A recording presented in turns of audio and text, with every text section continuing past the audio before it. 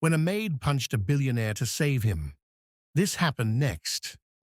The mansion was a world of polished marble and whispered secrets, and Amara Reyes had only ever belonged to the corners of it. As a maid, she knew her place, move quietly, clean thoroughly, and never be noticed. Her days passed in silence, the hem of her uniform brushing against luxury she could never dream to afford, until the day she broke all the rules. It began like any other Thursday morning in the Rosenthal estate. Sunlight streamed through tall windows. The air was thick with the scent of roses from the garden, and Amara was scrubbing the hallway floor on her knees when she heard raised voices echoing down the corridor. She paused. Raised voices were rare in the Rosenthal home, especially ones that sounded dangerous. Curiosity got the better of her. Quiet as a shadow, she crept down the hall and peered into the grand study. What she saw froze her blood. Liam Rosenthal, the elusive billionaire heir, was being held at gunpoint. Two masked men stood before him, one waving a pistol while the other rifled through desk drawers. Liam stood frozen, arms slightly raised, his usual calm demeanor stripped away to something sharper, colder, vulnerable. "No alarms," the taller man barked. "No calls. You so much as breathe wrong, and you're dead." Amara's heart thundered in her chest. She should run, hide. This wasn't her fight. But then Liam's eyes darted toward her. Just a flicker of a glance. He had seen her, and in that split second, she saw something she hadn't expected in the eyes of a billionaire. Fear. Real, raw fear. Her body moved before her brain caught up. She charged. The thug didn't even hear her coming. Amara threw herself at the man with the gun, grabbing his arm just as he turned toward her. They struggled, the weapon going off once. Blam! A deafening roar that cracked a vase behind Liam. She wrestled with the man, adrenaline giving her the strength she didn't know she had. And then, as he raised a hand to strike her, she punched him, square in the jaw. He dropped. Liam moved fast. He tackled the second man as he lunged forward. In the chaos, security came storming in, summoned by the gunshot. Within moments, the intruders were disarmed, dragged away, and silence returned to the mansion. Amara stood frozen, chest heaving, staring at the man she'd just punched unconscious. "Are you hurt?" Liam's voice broke the quiet. He was standing now, brushing dust from his sleeves, his grey eyes locked on her. She blinked, still in shock. "No, I think I'm fine. You saved my life." She looked down at her hands, still trembling. "I just reacted." He stepped closer, studying her. "What's your name?" She hesitated. "Amara. Amara Reyes." There was a beat of silence. Then, unexpectedly, Liam smiled. Not the smug, half-interested smile she'd seen in photos, but something genuine. "Well, Amara Reyes," he said, "you've just changed everything." The mansion buzzed in the aftermath. Police arrived, statements were taken, security footage reviewed. Amara gave her account in a daze, barely able to process what had happened. Everyone seemed stunned that she, a maid, had intervened. Some of the staff looked at her differently now, others with wary glances, as if unsure whether to be impressed or afraid. But Amara didn't care about their looks. Her mind kept replaying the moment she struck the man, the crack of bone under her knuckles.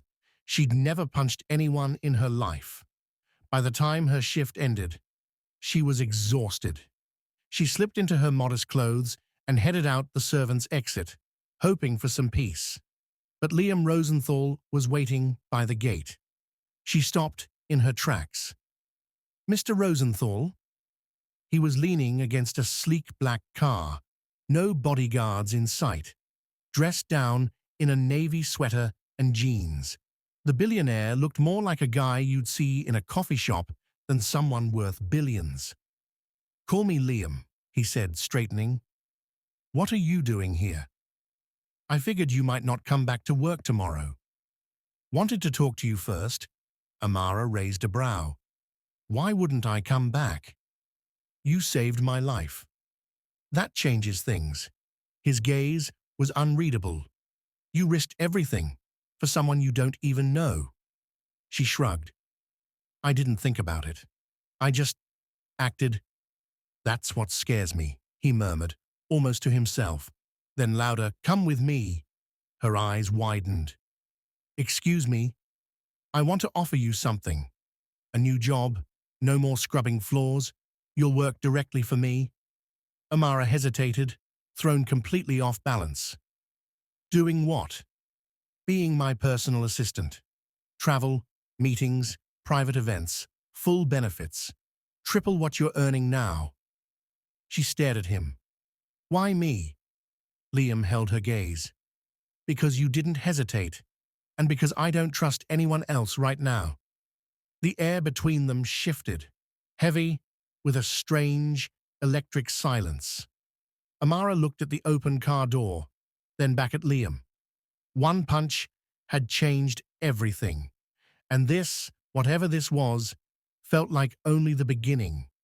Amara had never sat in a luxury car before, much less with a billionaire beside her, and the city of Abuja unfurling around them like a dream.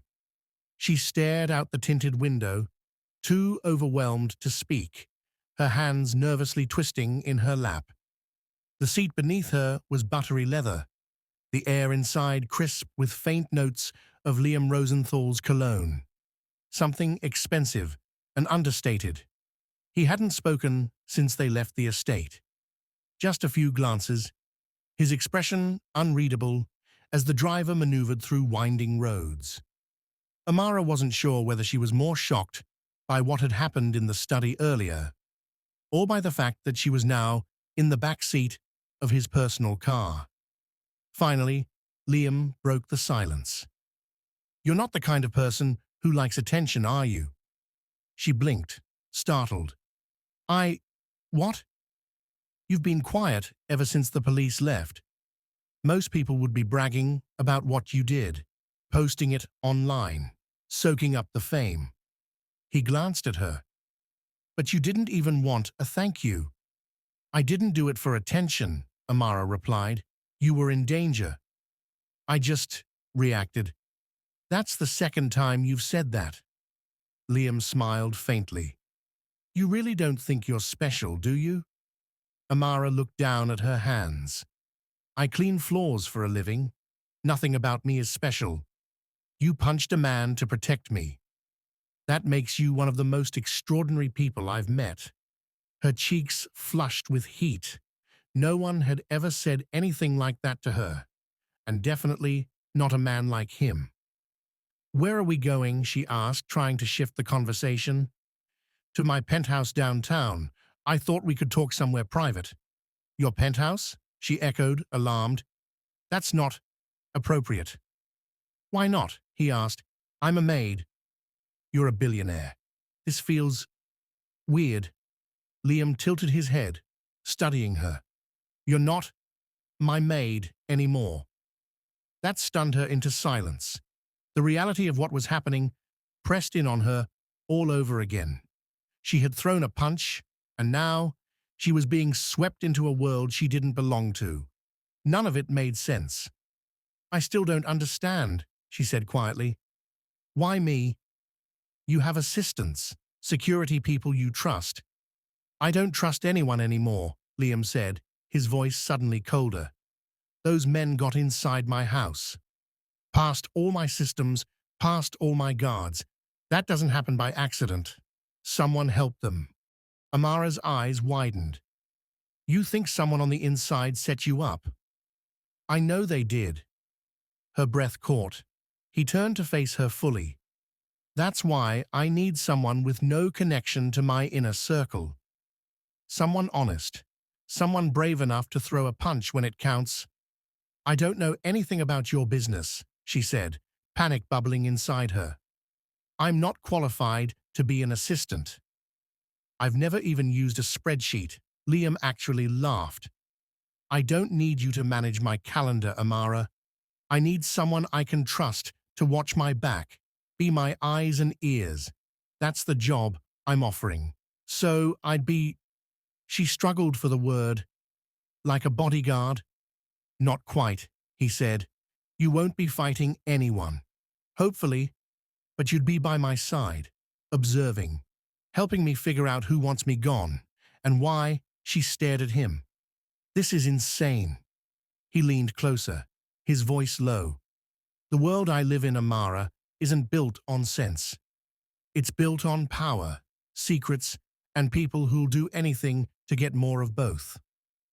Amara thought of the way the masked man's jaw cracked under her fist, the way Liam had looked at her, not like a servant, but like someone who mattered. Still, she hesitated. I have bills, a sick mother. I can't just disappear from my life. You won't have to, he said. You'll still be you. Just in a better place. You'll have health coverage, housing if you want it, a full salary. Her jaw dropped. Housing? I own a few properties, he said, as if that were nothing. You can pick one. It was too much, too sudden, too unreal. I need to think about it, she whispered. I expected you would, Liam replied. Which is why I'm giving you a few days off. Full pay, no obligations, take the time, decide for yourself. The car pulled to a stop outside a tall glass building that glittered under the setting sun. The Rosenthal Towers. Everyone in San Aurelio knew that name. Liam opened the door and stepped out. Before she could follow, he turned back, offering her a sleek black card. My private number. If you decide yes, call me. Amara took it, fingers brushing his. Just one thing, he added, his tone more serious now. If you say yes, you don't get to be invisible anymore. No more hiding in the corners. You'll be seen. And once you're in this world, it's hard to leave. He stepped away, the car door closing behind him with a soft thud. Amara sat in silence as the driver pulled away. Her heart pounded. She had no idea what kind of world Liam was inviting her into, but somehow she knew the punch was only the beginning. That's how long Amara had to decide whether to step into Liam Rosenthal's world or stay in the one she knew, the one filled with mop buckets, low paychecks, and dim corridors. The choice should have been easy. Comfort, even if modest, was better than chaos, safer. But safety had never looked so empty. The maid's quarters at the Rosenthal estate felt smaller than ever. She sat on her cot, the billionaire's black card between her fingers, staring at the name printed in minimalist silver. Liam Rosenthal, private line. No assistance extension, no office number, just him. She'd called no one, told no one, not even her mother. Her mother was stable now, between appointments and medications, but the hospital bills never stopped coming. If Amara could earn 3 times her current salary, she could keep her mother cared for indefinitely. Still, her gut twisted.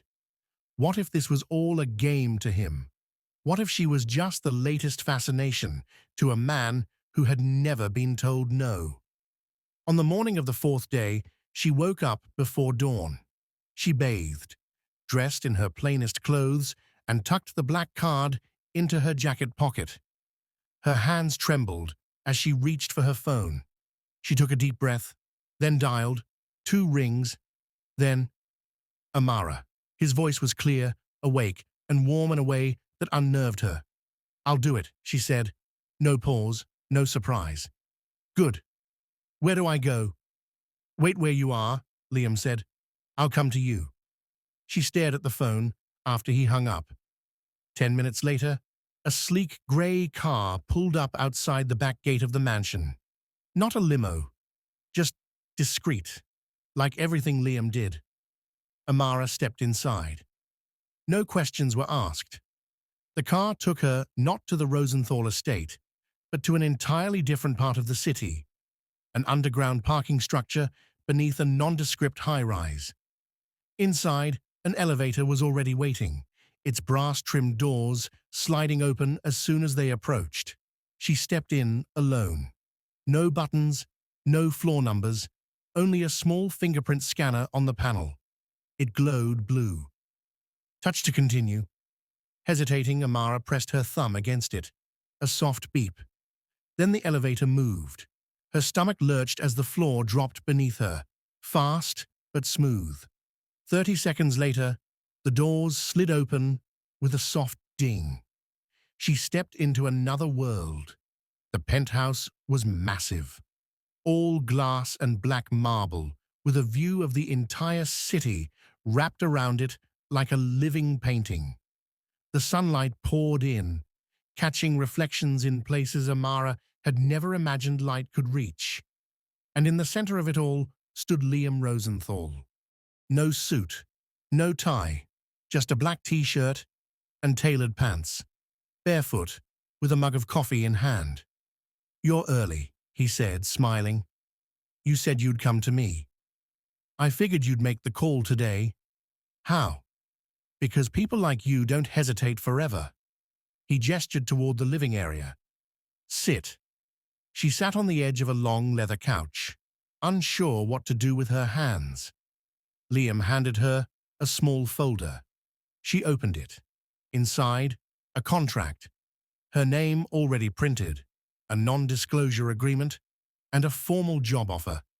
Position: personal liaison and discreet consultant salary, $180,000 per year.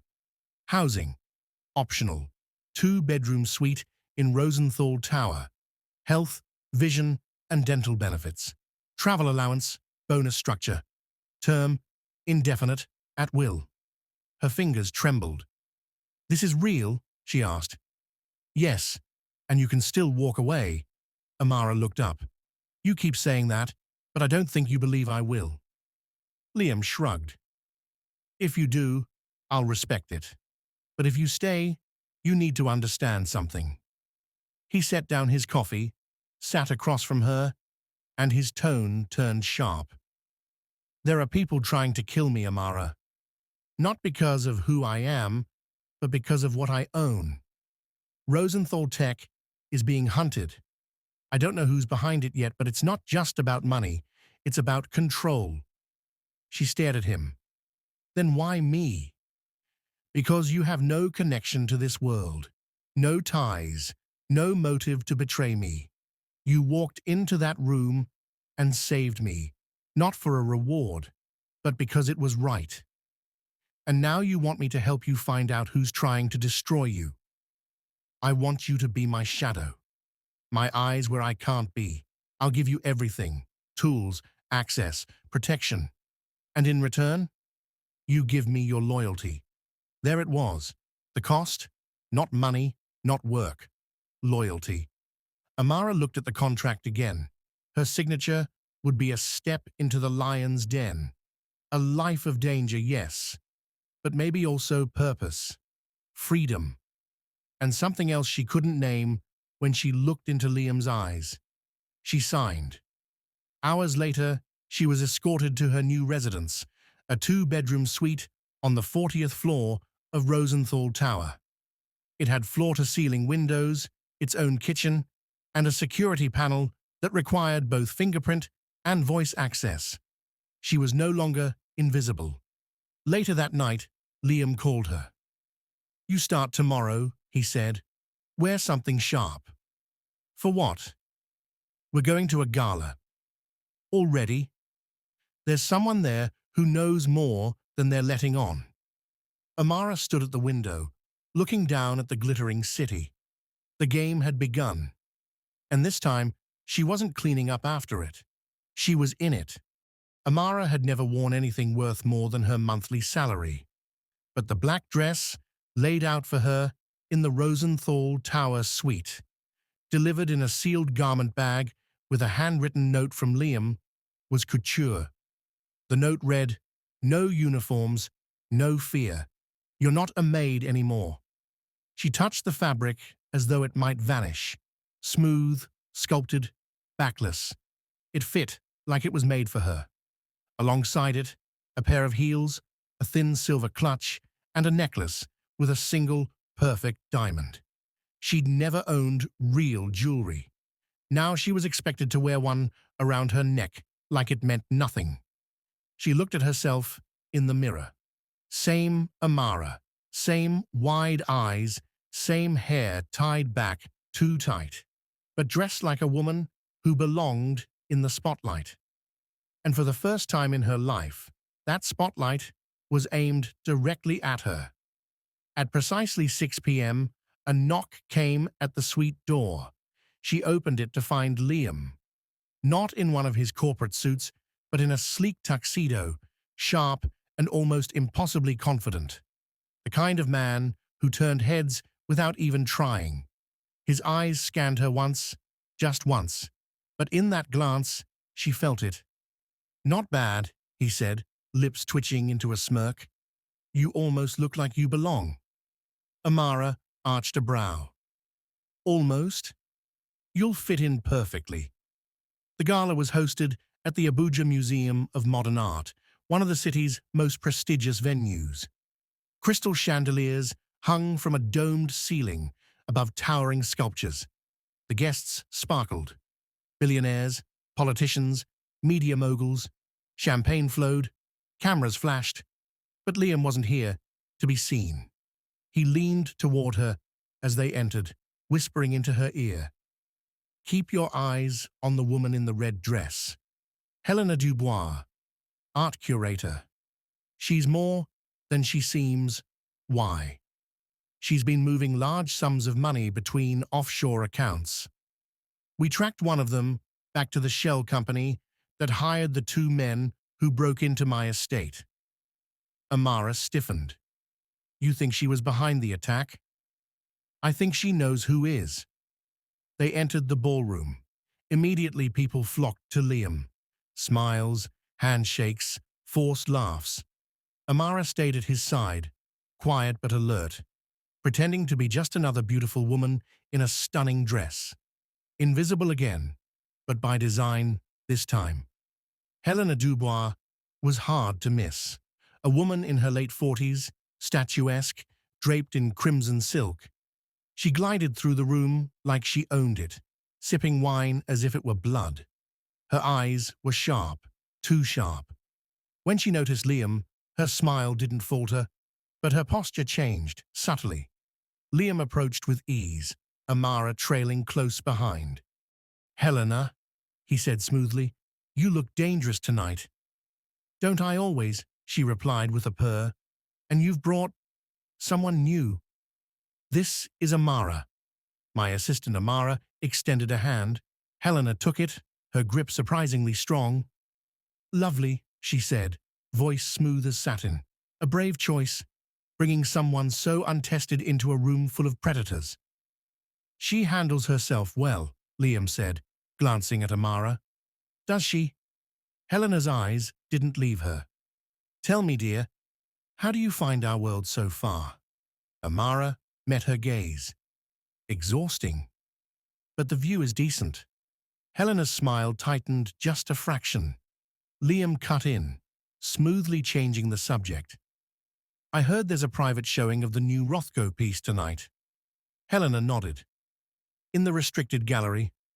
Very select guests only. Consider us interested." Helena's gaze flicked between the two of them. "Then meet me in Gallery 7. 20 minutes." She swept away. As soon as she was out of earshot, Amara whispered, "She knows something." "She suspects we do," Liam replied. "We're playing chess. The key is not showing your hand too early." "I thought chess didn't have hands," he smirked. "You know what I mean." 20 minutes later, they slipped into Gallery 7. It was dim. Spotlights highlighted abstract pieces on the walls. No cameras. No security in sight. Helena stood at the far end of the room, facing a painting. "You took a risk bringing her," she said without turning.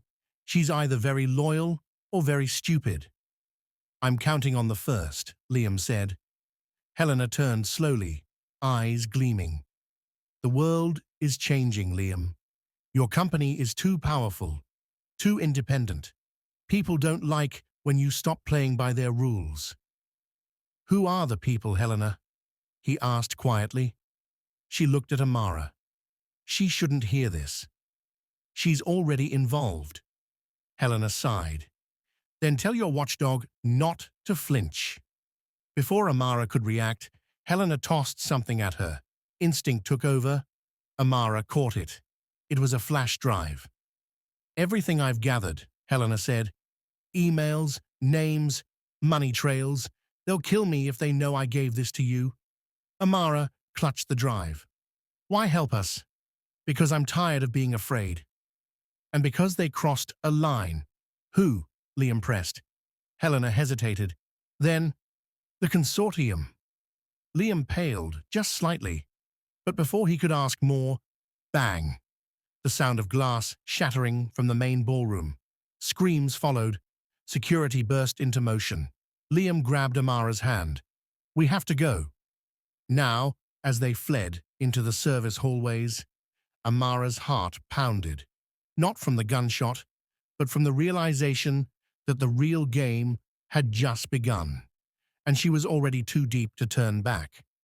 The screams behind them hadn't even faded when the emergency doors locked down.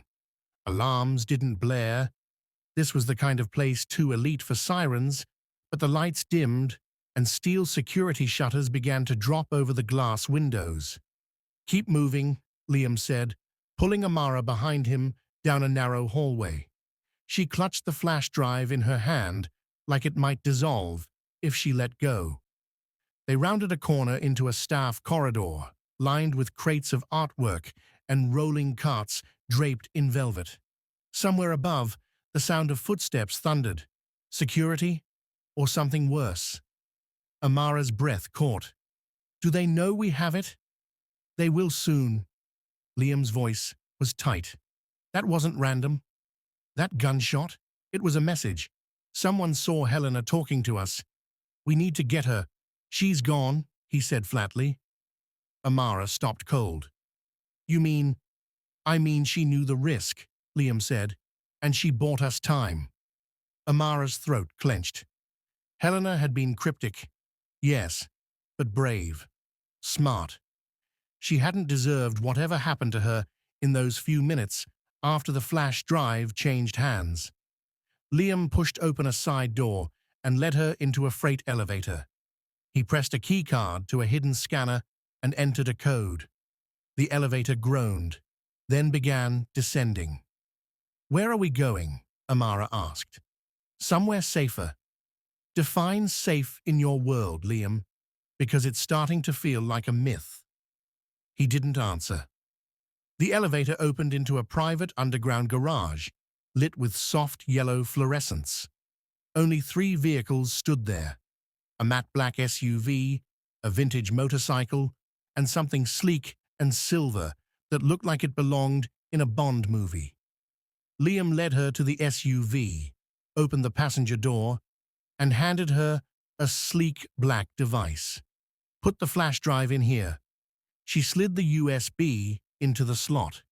The screen flickered. Decrypting. He got into the driver's seat and started the engine. I've got a safe house on the east side. We'll hide there until we know what's on this drive. Amara stared at the screen. Who's the consortium? Liam hesitated. They're not a company. They're a network. Hidden. Untouchable. CEOs, investors, arms dealers, politicians, the kind of people who treat world governments like puppets on strings. And they're after you. I refused to sell them the tech they wanted. Then they tried to buy my board, then kill me. And now you've pulled me into this.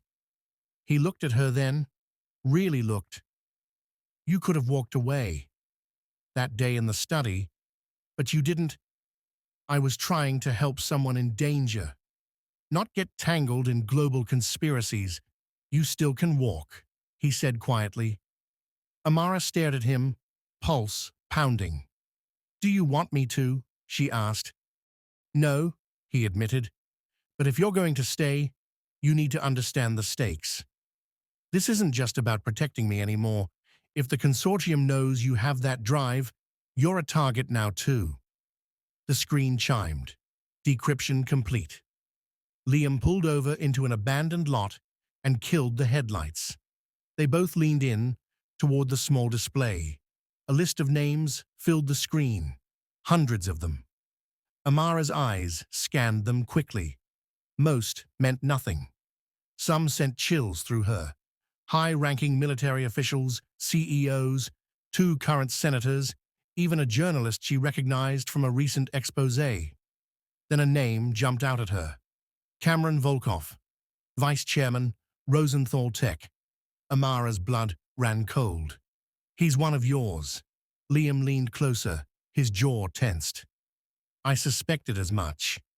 There are files attached to his name. Contracts, wire transfers. Liam clicked into them, scrolling fast. He's been selling access, Liam said. Internal systems, R&D reports, security blueprints. That's how they got into the mansion. Amara's stomach turned. He tried to have you killed. More than once, I'm sure, Liam said grimly. This confirms it. He's working with the consortium. So what now? She whispered. Liam's eyes hardened. Now we hit back. They arrived at the safe house an hour later. It wasn't what she expected. Not a sleek, sterile bunker, but a cozy brownstone, tucked into a quiet street near the edge of downtown. Inside, the place was wired with state-of-the-art tech, but lived in. Books lined the walls. A half-used chessboard sat on the coffee table. A photo of a younger Liam with an older man, his father, she guessed, stood by the fireplace. She took it all in as he poured her a glass of water. This was my dad's place, he said softly, before he died. It's the first time I've seen something about you that isn't polished to perfection, she said, without thinking. He glanced at her, amused. Disappointed. Actually, no. For a beat, they just looked at each other, the room quiet, the air still. Then he spoke again. We can't go public with this. Not yet. Volkov would spin it. The consortium would bury it. We need more than files. We need evidence they can't erase. You want to trap him? Yes, and we only get one shot. Amara leaned forward. So, how do we do it? Liam hesitated, then pulled out a slim black phone. We call someone who knows how to disappear. She raised a brow. Who? A pause. Then he said, My ex. Amara's mouth fell open. Oh, she said, trying to sound casual. Oh, he repeated with a slight grin. It's not what you think. But the look in his eyes was complicated, and Amara suddenly wasn't sure if she was more afraid of the consortium or whatever emotions Liam Rosenthal was trying to hide. Amara didn't know what she expected when Liam said, I'm calling my ex, but it certainly wasn't the woman who walked into the safe house 2 hours later. Tall, elegant, and exuding quiet confidence, Celine Park stepped through the door in black leather boots, a trench coat that probably cost more than Amara's entire wardrobe, and an expression that said, I know exactly what I'm walking into. Her black hair was tied back in a sleek knot, her dark eyes scanning the room in one cool sweep before settling on Amara. You're her, Celine said. Not a question, a statement. Amara straightened instinctively. I guess I am. Liam cleared his throat. Celine, this is Amara Reyes, my new assistant. Celine's smile was polite, sharp. Assistant? That's what we're calling it now. Amara bit her tongue. It wasn't jealousy, not exactly, but something about Celine. Her poise, her control, put Amara on edge. Liam moved to diffuse the tension. Celine's not just my ex. She used to be our lead cybersecurity strategist. Then she left the company. For reasons like you pushing me out when I got too close to the truth, Selena added, not missing a beat. Liam winced. We're past that. Are we? She said, raising a brow. You only ever call when your world is falling apart. He gestured to the decrypted flash drive on the screen. Well, here we are again. Celine studied the data silently for a moment. You're right to be worried. This isn't just internal sabotage. This is systemic infiltration. Cameron Volkov isn't the only one compromised. Amara stepped closer. What do you mean? Celine pointed to a section of the metadata. There are digital signatures here that suggest a secondary leak. Someone else has been feeding the consortium information, likely from your security division. So, Volkov has a partner, Amara said. More like a handler, Celine corrected. Volkov's smart, but he's not the mastermind. He's a tool. Liam crossed his arms. Can we trace the signal? Celine nodded slowly. If I bait it right, I'll need to fake a system update from your central server, something that forces the mole to react. If they take the bait, I'll trace their signal back to the source. And what about Volkov? Amara asked. He's the one who opened the door. Selena smiled. We use him. The trap took 2 days to set. Celine moved into the safe house, setting up a mobile command station in the study. Liam spent most of his time on the phone with legal teams, board members, and the CEO, carefully, subtly, laying the groundwork for a confrontation.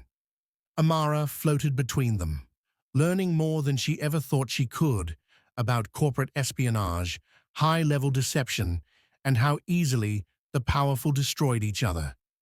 But what unsettled her most wasn't the danger. It was how easily she was adapting to it. By the third night, Amara sat across from Celine on the couch, scrolling through the list of names from the flash drive, while Celine drank coffee like it was air. You don't trust me, Celine said casually, not looking up. Amara froze. I never said that. You didn't have to. I can feel it. I just don't know you. You know enough, Celine replied. I'm the ex, the other woman, the one who knew him before he became a walking suit of armor. Amara lowered her eyes. You don't think he's changed? Celine smirked. He's changed more than you know, but not in the ways that matter. There was something in her tone. Regret? Bitterness? Amara couldn't tell. Do you still love him? Amara asked before she could stop herself. Celine's pause was long. Too long. I don't know, she said softly, but I do still want to protect him, even if he doesn't deserve it. The next morning, the trap was ready. Celine had designed a fake communication, a seemingly urgent executive directive sent from Liam's private system, laced with a tracking worm. It requested an internal security sweep and asked specific users, including Volkov, to confirm their access protocols. We send this out at 10:15 a.m. sharp, Celine said. Volkov will either forward it to his contact or ping them directly for instructions. Either way, we follow the trail. Amara looked at the screen. And if they realize it's a trap? Celine shrugged. Then they'll vanish, and we'll have lost our only chance to catch them. At 10:15 a.m., the message was sent. Nothing happened. 10:20, 10:25. Then Celine's monitor blinked. Got it. A string of data scrolled down the screen. Code, IP signatures, coordinates. The air in the room thickened. He sent it to a burner address located offshore, Celine said, but they bounced the signal off a node here in the city. She typed furiously. The screen changed. Here, she whispered. They're in Abuja. North End, Warehouse District. Liam leaned in. We move tonight. I'll go, Celine said. No, Liam said. We go. Amara didn't hesitate. Then I'm coming too. He looked at her. This isn't a boardroom, Amara. It's going to get dirty. I'm already in the mud, she said. Might as well dig deeper. Liam smiled, but it didn't reach his eyes. They had a target now, but what they'd find in that warehouse wasn't just a mole. It was the truth no one was ready for. Night had draped the city in darkness by the time Liam, Amara, and Celine arrived at the warehouse in Abuja's north end. The district was a maze of crumbling brick buildings, flickering street lamps, and abandoned loading docks. It smelled of rust and forgotten deals. The SUV slid into a shadowed alley beside the warehouse. Liam killed the engine. For a moment, silence stretched between them. Celine was the first to speak. We don't know what we're walking into. Amara tightened her grip on the small handgun Liam had pressed into her palm earlier. A precaution, not a promise of safety. Let's find out, Liam said quietly. They moved like ghosts along the warehouse's perimeter, using the darkness as cover. A large steel door groaned as Celine expertly picked the lock, her fingers steady despite the stakes. Inside, the air was thick with dust and tension. Rows of crates lined the cavernous space, some stacked precariously. The faint hum of machinery pulsed from a back room. Liam pulled a flashlight from his jacket and led them down a narrow aisle. Suddenly, a shadow darted across the far end. Stop, Liam whispered. A voice cracked through the darkness. You shouldn't have come here. The trio froze. From behind a stack of crates, a figure stepped forward. Tall, lean, cloaked in a long black coat, face hidden beneath the hood. Amara's heart hammered. Show yourself, Liam demanded. The figure pulled back the hood. It was a woman. Her eyes gleamed, cold, sharp. She looked eerily familiar. Amara's breath caught. It was Helena Dubois. Helena, Amara whispered, stunned. Liam's jaw tightened. You're alive.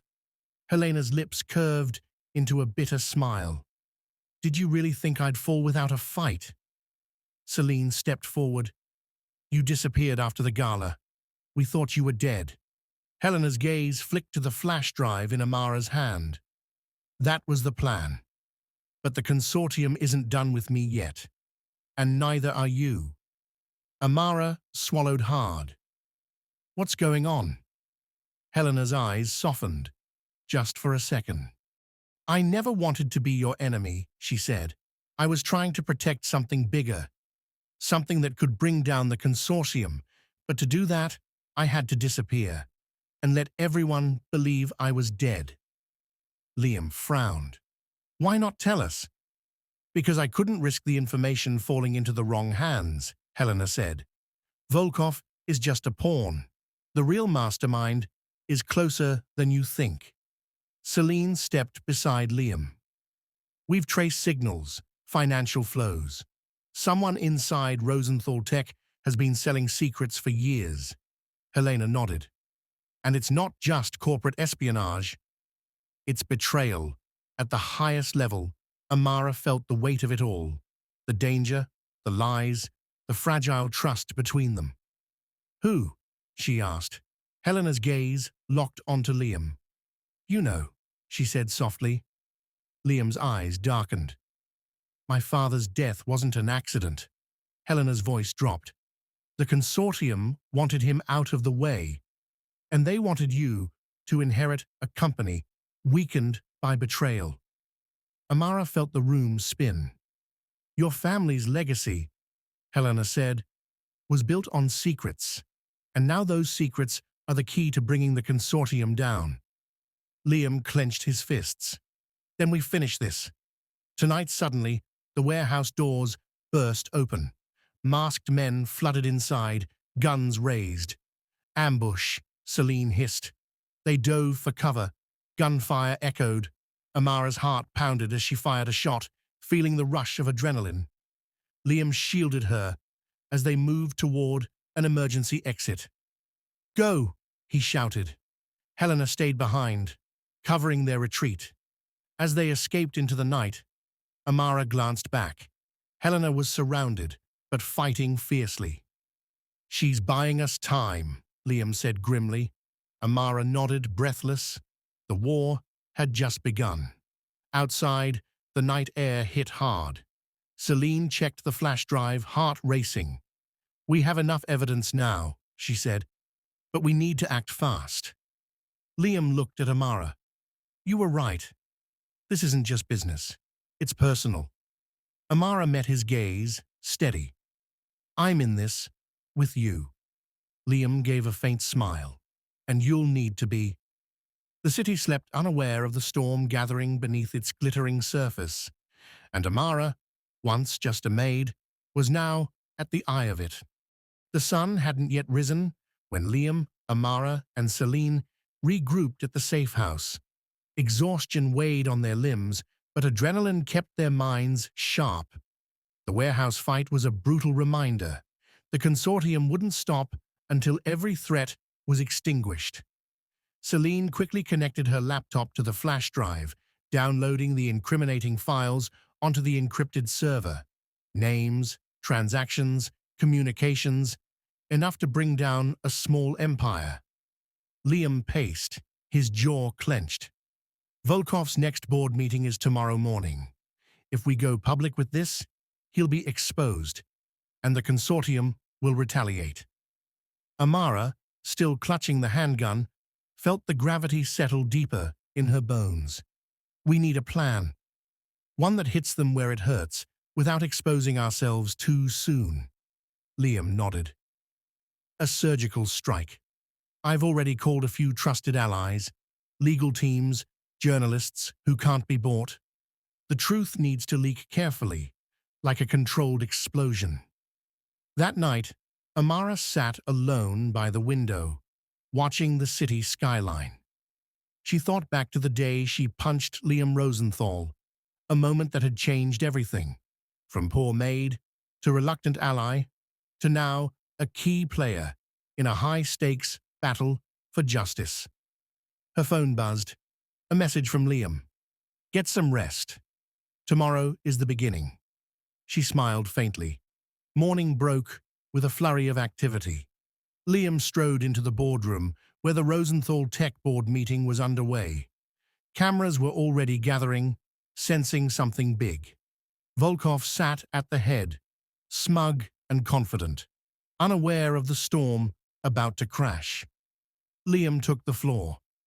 "Ladies and gentlemen, I have new evidence that exposes corruption within our ranks." He gestured to the screen behind him, which flickered to life, displaying the files Celine had uncovered. The room erupted in shocked murmurs. Volkov's face paled, his composure cracking. "This is proof," Liam interrupted, voice steady and cold. "Proof of your treachery, your dealings with the consortium. Effective immediately, you're suspended pending investigation." Security officers moved toward Volkov, who glared daggers at Liam. Outside the boardroom, reporters swarmed. Amara stood with Celine, watching the chaos unfold. The media frenzy was just beginning, a reckoning long overdue. Liam approached them, exhaustion etched on his face, but eyes shining with resolve. "We did it," he said. Amara shook her head. "We started it. There's still a long road ahead." He smiled. "Good, because I want you by my side, for all of it." She looked at him, and for the first time, felt a flicker of hope. Not just for the company, but for herself. Weeks passed. The consortium's grip weakened as more names surfaced. The media expose sent shockwaves through the industry and government. Helena resurfaced, her bravery now celebrated as she helped unravel more of the conspiracy. Volkov faced trial, his empire collapsing. Amara found herself promoted. Not just an assistant, but an executive advisor, a voice Liam valued. One evening, They stood on the rooftop of Rosenthal Tower, the city lights sprawling below. Liam turned to her. "You saved my life that day, and I saved yours," Amara smiled. "We saved each other." He took her hand. The night felt endless, a new dawn just beginning. Months later, Amara sat in her own office, now adorned with art, not dusters. Her phone buzzed, a message from Helena. "Dinner? We owe each other that much." She looked out over the city, heart full. From maid to savior, from stranger to partner, her journey was proof that sometimes the smallest actions could ignite the biggest revolutions. And in the heart of the storm, she had found her true place. The end. Don't forget to hit the like button, share, and subscribe to my channel for more heartfelt African storytelling. Tap the bell icon to get notified whenever we upload a new story. Thank you.